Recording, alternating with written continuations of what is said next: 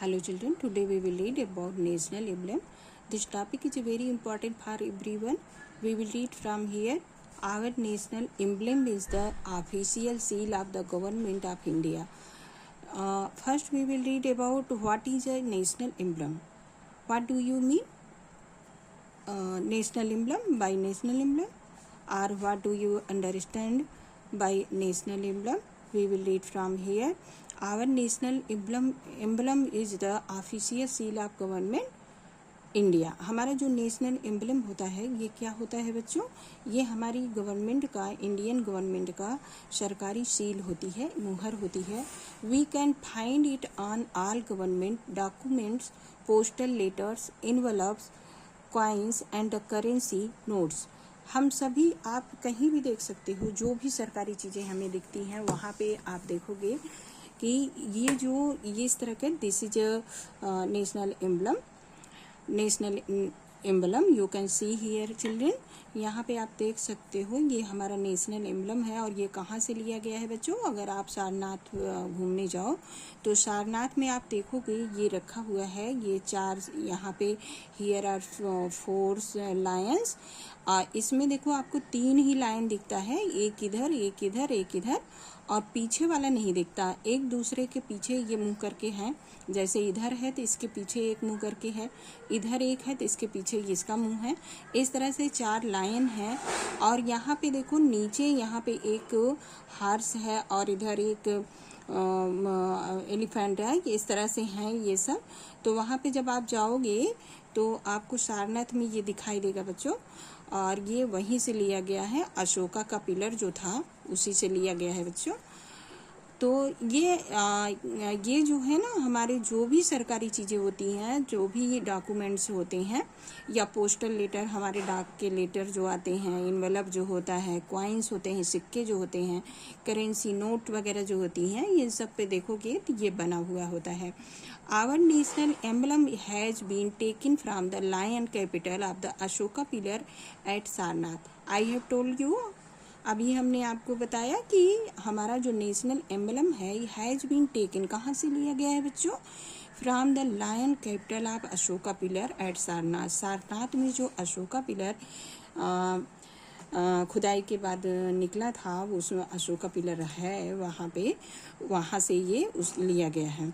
This pillar was created by emperor Ashoka in Sarnath near Varanasi in Uttar Pradesh. तो ये कहाँ पे था बच्चों? ये पिलर पहले था किसके द्वारा बनवाया गया था? एम्परर अशोका. अशोका जो सम्राट था उसके द्वारा बनवाया गया था. और इन सारनाथ कहाँ पे? सारनाथ में नियर वाराणसी. ये वाराणसी में आप जब जाओगे तो वहाँ से थोड़ी दूर पड़ता है सारनाथ. तो वाराणसी के नियर है, नज़दीक है उत्तर प्रदेश में. Our national emblem has 4 lions standing back to back. एक दूसरे की तरफ पीठ करके ये चारों लायन हैं. 4 लायन हैं यहाँ पे, फेसिंग द 4 डायरेक्शंस. इनके जो फेस हैं ये 4 डायरेक्शन में हैं. एक का इस डायरेक्शन में है तो दूसरे का दूसरे डायरेक्शन में, इसका दूसरे डायरेक्शन में. आप देख सकते हो बच्चों, इसका जिस तरफ है उसका पीछे है, इसका जिस तरफ है उसका पीछे. तो 4 डायरेक्शन में इनके मुंह हैं, अलग अलग दिशाओं में इन चारों के माउथ है. facing the 4 lions stand for courage and power and are guardians of the 4 directions. तो हमारे जो ये लायन है बच्चों, इनका क्या मतलब है? अशोका ने इनको क्यों बनवाया था? इस पे लायन ही क्यों उसने बनवाया था? ये आप सोच सकते हो कि उन्होंने लायन ही क्यों बनाया था. क्योंकि इसको क्या माना जाता है कि लायन से क्या समझते हैं हम, कि ये करेज का, उत्साह और शक्ति का प्रतीक है. और चारों दिशाओं में इसकी ये फैले हुए हैं. On the base we can see a wheel with bull on right and horse on the left. तो हम यहाँ पे देखेंगे जब बच्चों, जब इसके नीचे आप आओगे तो यहाँ पे क्या है, एक आपको व्हील मिलती है, पहिया जैसा मिलता है. और इसमें हियर आर 24 यहाँ पे लाइनें हैं. ये 24 है, पूरा 24 मिला करके. और इसके जब आप लेफ्ट में देखोगे तो एक हार से बच्चों, लेफ्ट साइड में आपका, ऐसे आप अगर बैठे हो तो ये आपका लेफ्ट इधर का हुआ. तो लेफ्ट साइड में क्या है, एक हॉर्स है और इस साइड में क्या है बच्चों, एक बुल है। The bull represent hard work, और बुल किसको रिप्रेजेंट कर रहा है, किसका प्रतीक है, कि हार्ड वर्क है, कठिन परिश्रम का प्रतीक है। While the horse represent speed and energy, और हार्स को क्या माना जाता है बच्चों, ये किस चीज़ का प्रतीक है, ये क्या हमें बताता है, किस चीज़ के लिए, स्पीड एंड एनर्जी। हार्स को माना जाता है कि इसकी स्पीड बहुत तेज होती है और इसमें एनर्जी बहुत ज़्यादा होती है। तो आप लोगों ने देखा है, यही रीज़न है बच्चों कि हमारे जो पहले के शासक होते थे, राजा होते थे, तो वो घोड़े को रखते थे, हमेशा रखते थे। और आपने देखा है, जब आप हिस्ट्री पढ़ते हो तो राणा प्रताप का घोड़ा जो चेतक था वो इतना ज़्यादा फेमस है, या रानी लक्ष्मीबाई का जो घोड़ा था, इन सब के घोड़े बहुत फेमस हैं।